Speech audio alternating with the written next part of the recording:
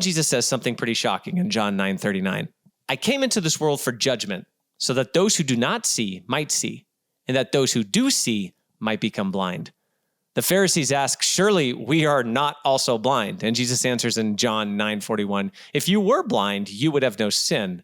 But now you are saying we see, so your sin remains. You see, the real blindness isn't physical, it's spiritual pride. It's the assumption that we already understand God. And that brings us back to the Lenten lesson, because Lent is essentially the church's annual eye exam. It forces us to ask, where am I blind? Where am I seeing life through the lens of the world instead of the lens of Christ? Maybe it's in our marriage. Maybe we see our spouse as an inconvenience instead of a vocation. Maybe it's in our workplace.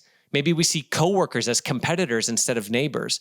Maybe it's in how we view the marginalized instead of seeing children of God. You see, Lent invites us to bring those blind spots to Jesus. Because the truth is this: we are all the blind man in the story. Every one of us was born spiritually blind because of sin. But Christ enters the darkness. He touches our eyes and says, go and wash.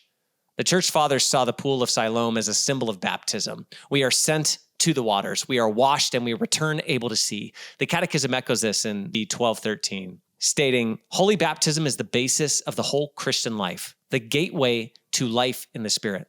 But notice something. The man doesn't just receive sight. He receives a mission.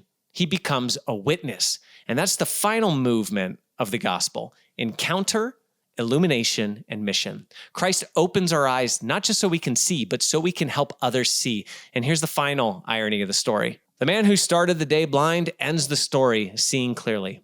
The experts who started the day confident end the story in darkness, which reminds us of something important. The most dangerous words in the spiritual life are, I already know. Because the moment we think we see perfectly, we stop asking Christ to heal our vision. So as we move through this Lenten season, maybe the most honest prayer we can offer is this: Lord, show me where I am blind. Where am I seeing people incorrectly?